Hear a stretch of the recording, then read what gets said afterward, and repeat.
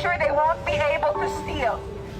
Okay, so we need a database where we see all the incomings and outgoings of every centavo we pay in tax.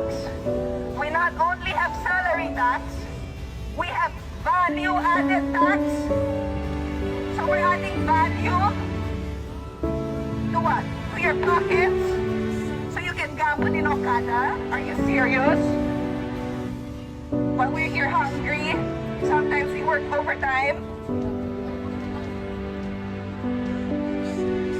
And the receipts cannot come from Treasury. Ito doktor yan.